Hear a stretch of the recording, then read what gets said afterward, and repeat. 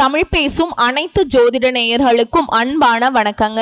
மகர ராசிக்கு இந்த பதிவுனால என்ன நன்மை இருக்கு அப்படின்னு யோசிக்கிறீங்களா? அதை தெரிஞ்சுக்கிறதுக்கு முன்னாடி முருகப்பெருமான மனதார வேண்டிக்கோங்க. நீங்களும் நான் சொல்ற மந்திரத்தை 3 முறை சொல்லிக்கிட்டே உங்களால முடிஞ்சதுன்னா கமெண்ட் பாக்ஸ்ல ஒரு முறை கமெண்ட் பண்ணுங்க. ஓம் முருகா போற்றி, ஓம் முருகா போற்றி, ஓம் முருகா போற்றி. என்னை ஜெயிக்க வைத்த கந்தா கடம்பா கதிர்வேலா, நீதான் இந்த மகர ராசிக்காரர்களை வழிநடத்தி வாழ்க்கையில செழிக்க வைக்க வேண்டும். முருகனின் காலடியை தொட்டு வணங்கி நான் இந்த பதிவை தொடங்குறேங்க. தினமும் உங்களுக்கு கிரகநிலை மாற்றத்தால் வரக்கூடிய சுப பலன்களை அறிய கட்டாயம் சப்ஸ்கிரைப் பண்ணி பெல் பட்டன் அப்புறம் ஆல்னு ஆப்ஷன் இருக்கும், அதையும் மறக்காம கொடுத்து வச்சிருங்க. ஒவ்வொரு பதிவும் உங்களைய வெற்றியடைய வைக்க வேண்டும் அப்படிங்கிற எண்ணத்துல தாங்க போடுறோம். ஒழுக்கம், நீதி, பொறுப்பு, பொறுமை இது எல்லாத்துக்கும் அடையாளமாக இருக்கக்கூடிய சனி பகவானை அதிபதியாக கொண்ட கால புருஷ தத்துவத்துல 10வது ராசியாக வலம் வரக்கூடிய மகர ராசி அன்பு சொந்தங்களுக்கு வணக்கம்ங்க. மகர ராசி பொதுவா நல்ல உழைப்பாளிங்க, அடக்கமான வாழ்க்கை நடைமுறை, அறிவு, நீதி இவங்க பேசுறாங்க அப்படின்னா அதுல நீதி இருக்கு, நியாயம் இருக்கும். சனி பகவான் எப்படி குரோதம் காட்டினாலும் அதாவது நம்மளை சோதிச்சாலும் நம்மளுடைய வளர்ச்சிக்காக தான் இருக்கும். கடைசியில பார்த்தோம்னா அது போலதான் மகர ராசிக்காரங்க பேசுறது வேணா வெடுக்கு வெடுக்குன்னு பேசுவாங்க, தண்டிக்கிற மாதிரி இருக்கும். நம்ம தப்ப வந்துட்டு சுட்டி காட்டிட்டே இருப்பாங்க. ஆனா அதுதான் அந்த குடும்பத்துடைய ஒட்டுமொத்த வளர்ச்சிக்கும் பாதுகாப்பாகவே இருக்கும். சோ இப்படிதாங்க மகர ராசி ஒரு வீட்டுல இருந்தா அந்த குடும்பத்துடைய ஒழுக்கம் நல்ல வளர்ச்சி பெறும். குடும்பத்துடைய ஒட்டுமொத்த வளர்ச்சியுமே இவங்க கையில தான் இருக்கும்.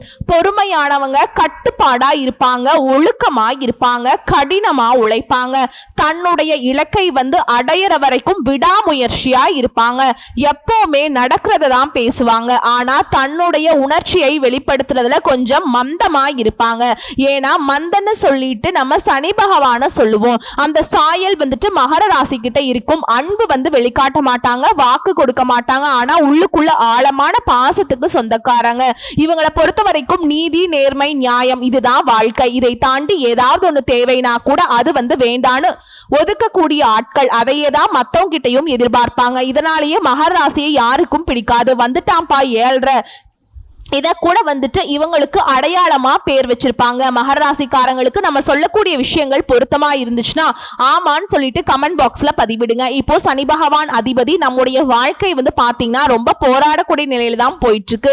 இன்னைக்கு மாறும், நாளைக்கு மாறும், நாளானைக்கு மாறும், இப்படி ஒரு எதிர்பார்ப்போடையும் போயிட்டு இருக்கு. ஆன்மீகத்தையும் ஆண்டவனையும் ரொம்ப நம்பக்கூடியவங்க நீங்க, ஓகேங்களா? உங்களை பொறுத்த வரைக்கும் இப்ப தலைப்பை பார்த்திருப்பீங்க. ஒரு உறவால 200% சொல்றேன், ஆகஸ்ட் 31ஆம் தேதிக்கு பிறகு உங்க வாழ்க்கையில நிச்சயமா இதுதான் நடக்கும்னு அடிச்சு சொல்றேன்னு போட்டிருக்கேங்க. இப்போ நீங்க யோசிப்பீங்க, அது என்ன உறவு, எனக்கு என்ன நல்லது நடந்துட போகுது, என்னதான் யாருக்கும் பிடிக்காது இல்லையா, கடவுளுக்கே என்ன பிடிக்கல போல, எதுவுமே இது வரைக்கும் எனக்கு நல்லதா நடக்கிறதுக்கு வாய்ப்பே கொடுக்கல, குடும்ப வாழ்க்கையை பாத்தீங்கன்னா ரொம்ப கஷ்டமா தான் போயிட்டு இருக்கு, பொருளாதார ரீதியாலாம் பயங்கரமான அடி, கிட்டத்தட்ட 1 வருட காலமா பிச்சை எடுக்காத குறைதான், நிறைய கடன் தொல்லைகள்ல மாட்டிக்கிட்டு முழிச்சிருப்பீங்க. சோ இதிலிருந்து ஒரு மாற்றத்தை, ஏற்றத்தை தரக்கூடிய அமைப்பு அசுரர்களுடைய குரு, அது வெள்ளி கிரகத்துடைய நாயகர்னு சொல்லக்கூடிய சுக்கிர பகவான் உங்க ராசி கட்டத்துல இருந்து 5க்கு உரியவர். ஆனா 7ஆம் இடத்துக்கு பயிற்சி ஆகிறார். அதான் சந்திர பகவானுடைய வீடு, குருவுடைய ஆதிக்கம் இருக்கக்கூடிய வீடு. சோ இந்த அமைப்பு குரு அப்படின்னாவே என்ன, தனக்காரகன் இல்லையா? அப்ப பணம் இருக்கக்கூடிய இடத்துக்கு சுக்கிர பகவான் போறது. சுக்கிர பகவான் ஒரு ஜாதகத்துல நல்ல நிலையில இருந்துட்டா அந்த ஆள் பாத்தீங்கன்னா ரொம்ப நல்லா இருப்பான் அப்படிங்கிறது பொதுப்படியா எல்லாருக்கும் தெரிஞ்ச விஷயம். நவ கிரகங்கள்ல குருவை எப்படி சுப கிரகம்னு சொல்லுவோமோ அத போலதான் சுக்கிர பகவான நம்ம சுப கிரகம்னு சொல்றோங்க.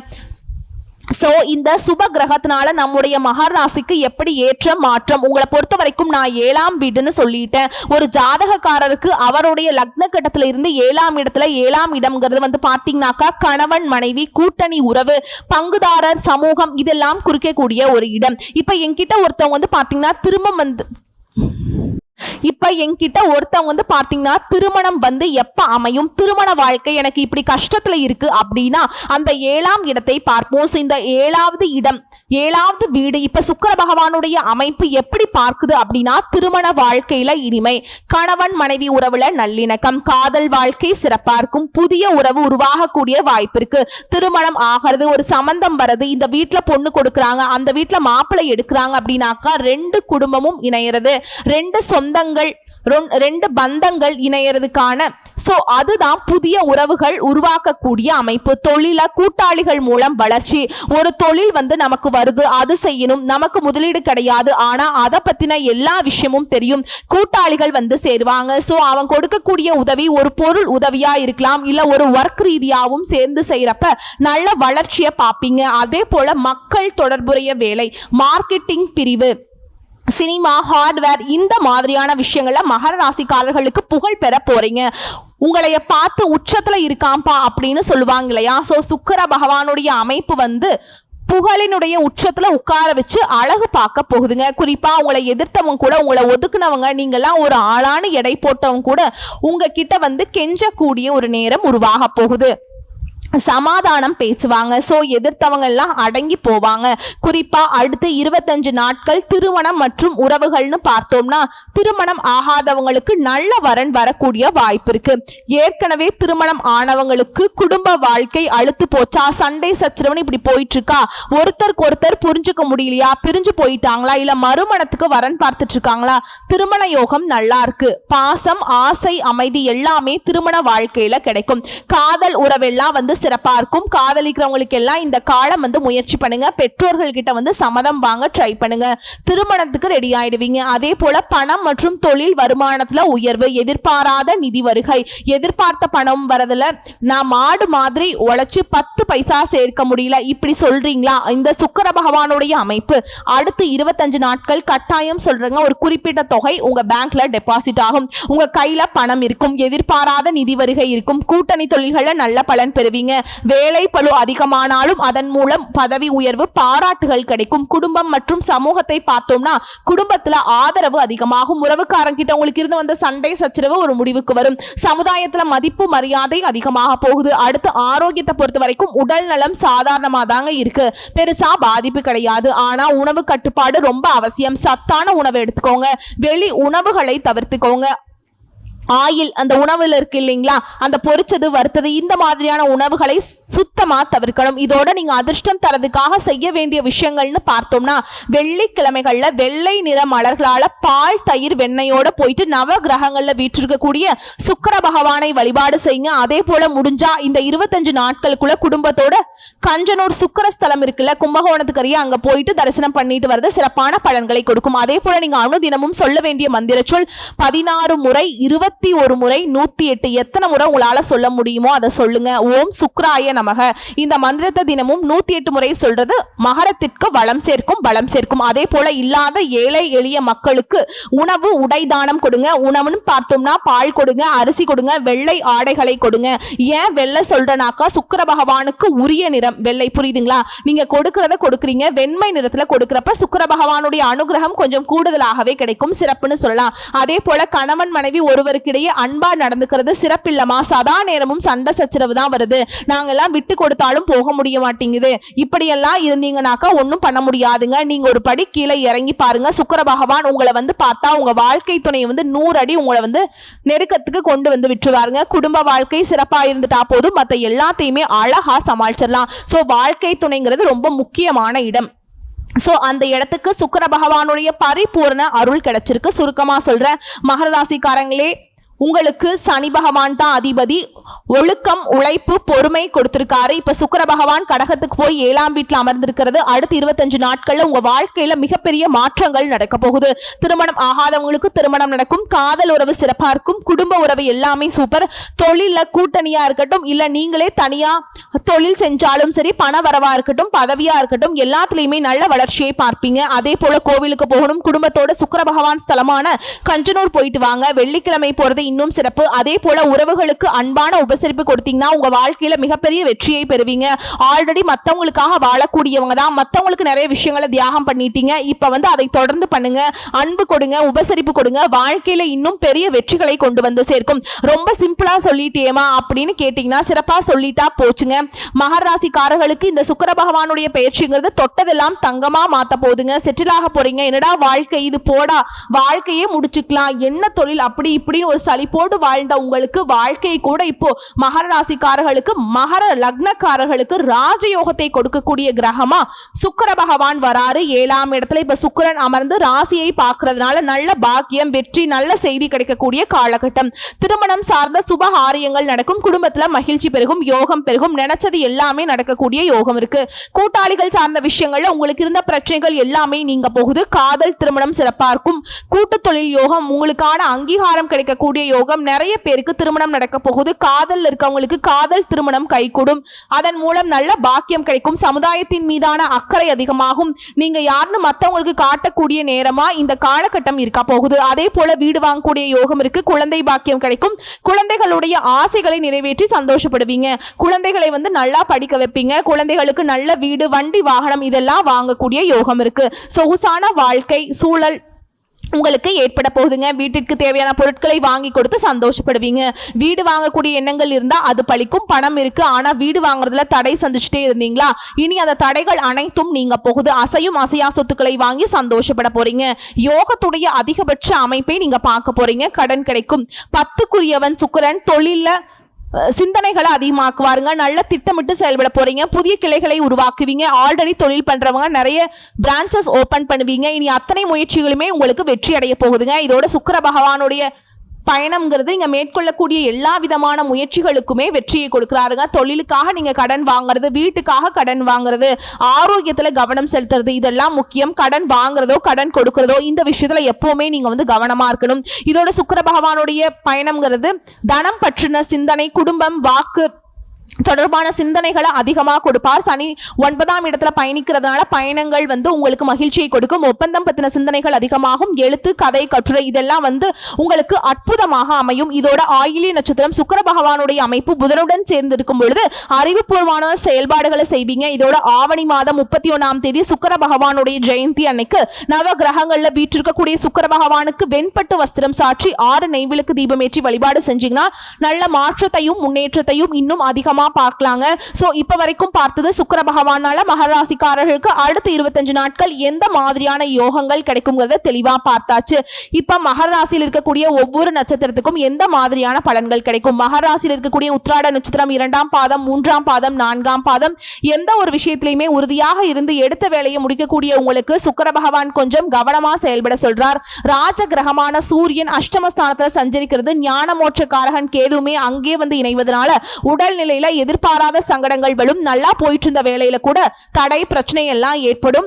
திட்டமிட்டு இருந்த வேலைகள்ல நெருக்கடி வரும். ஆனா பாக்கியாதிபதி புதனுடைய சஞ்சாரம் சாதகமாய் இருக்கிறதுனால சோதனைகளை தாண்டி சாதனைகளை பண்ணுவீங்க. அந்த அளவுக்கு அனுகூலமான நிலை உண்டாகுது. செல்வாக்கு அதிகமாகுது. எடுத்த வேலைகள் எல்லாமே வெற்றி பெறும். வியாபாரம் தொழில முன்னேற்றம் அடைவீங்க. சிலருக்கு புதிய சொத்துக்கள் சேரும். வியாபாரிகள் கலைஞர்களுக்கெல்லாம் எதிர்பார்த்த ஒப்பந்தங்கள் கிடைக்கும்.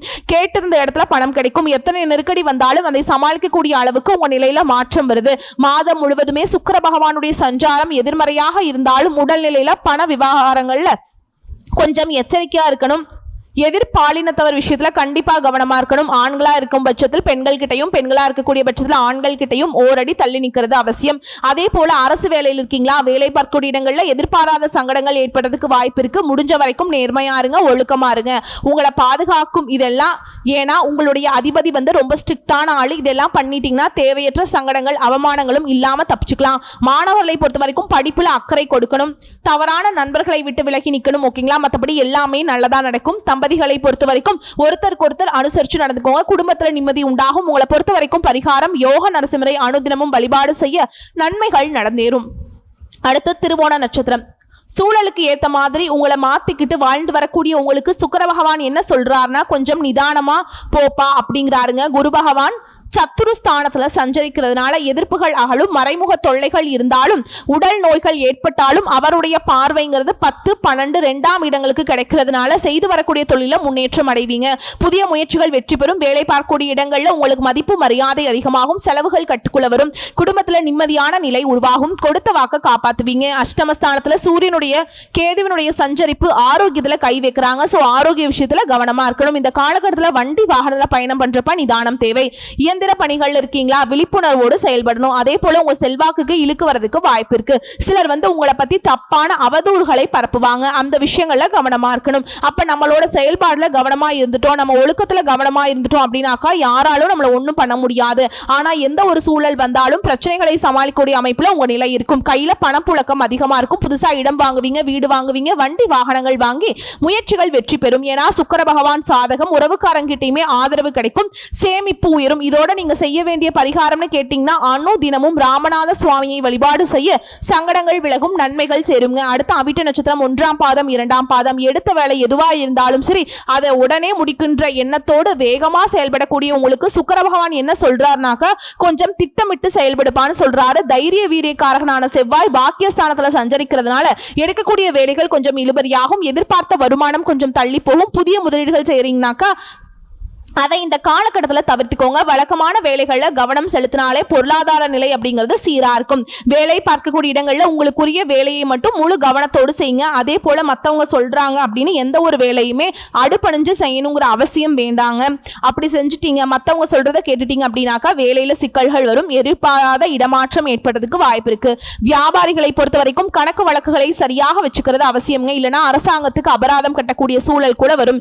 எந்த ஒரு விஷயம் செய்யறதுக்கு முன்னாடியும் சிந்தித்து செயல்படும், பண இழப்புகளை தவிர்க்க முடியும். இதோட ஞானக்காரகன் குரு 8ஆம் 6ஆம் இடத்துல சஞ்சரிக்கிறதுனால மறைமுக எதிர்ப்புகள் அதிகமாகும். இதோட அஷ்டம சூரியனும் கேதுவும் உங்களுடைய நிலையில பின்னடைவை ஏற்படுத்துவாங்க, முயற்சிகளை தடைகளை உண்டாக்குவாங்க, உடல்நிலையில பாதிப்பை ஏற்படுத்துவாங்க. இதனால எப்பவுமே கவனம் தேவை. குறிப்பா ஆண்களா இருக்கக்கூடிய மகராசிக்காரங்க, பெண்களா இருக்கக்கூடிய மகராசிக்காரங்களா உங்களுடைய எதிர்ப்பாளினம் இருக்கு இல்லைங்களா, ஆண்களா இருக்கக்கூடிய பட்சத்துல பெண்கள் கிட்டையும், பெண்களா இருக்கக்கூடிய பட்சத்துல ஆண்கள் கிட்டையும் விலகி இருக்கணும். இல்லைன்னா அவமானத்துக்கு ஆளாகிறதுக்கு வாய்ப்பு இருக்கு. ஆனா இழப்புமே சிலருக்கு ஏற்படும். குடும்பஸ்தானத்தை குருவுடைய பார்வை இருக்கிறதுனால குடும்பத்தில் இருக்கவங்கள அனுசரிச்சு நடந்துக்கோங்க, அவங்களுடைய ஆலோசனையை கேட்டுக்கோங்க. குடும்பத்தை தாண்டி நமக்கு யாரும் நல்லது நினைச்சிட போறது இல்லை, ஓகேங்களா? இதெல்லாம் ஃபாலோ பண்ணிட்டீங்கன்னா நிம்மதியான வாழ்க்கை அமையும். உங்களை பொறுத்த வரைக்கும் பரிகாரம் தினமும் திருத்தணி முருகப்பெருமானை வழிபாடு செய்யறதுனால நினைக்கிறதுனால நல்லதே நடக்கும், நினைச்சது எல்லாமே கைகூடி வரும். சோ பொதுவாக பார்த்தீங்கன்னா சுக்கிர பகவானுடைய அமைப்பு ரொம்ப சாதகம். பொருளாதார ரீதியாக, குடும்ப வாழ்க்கை ரீதியாக எல்லாத்துலேயுமே சாதகம் தான். தனிப்பட்ட நட்சத்திர பலன்களை பார்க்குறப்ப ஒரு சிலருக்கு மாற்றம் வருதுங்க. ஸோ இப்போ என்ன பண்ணணும்னா எந்த இடங்களில் எந்த விஷயங்களை ஃபாலோ பண்ணணுங்கிறத முடிவு பண்ணிக்கோங்க, நல்லதே நடக்கும். சுக்கிர பகவானை பொறுத்த வரைக்கும் பொது பலன்களும் சரி நட்சத்திர பலன்களும் சரி பெருசாக பாதிப்பு தரக்கூடிய அமைப்பில் இல்லை.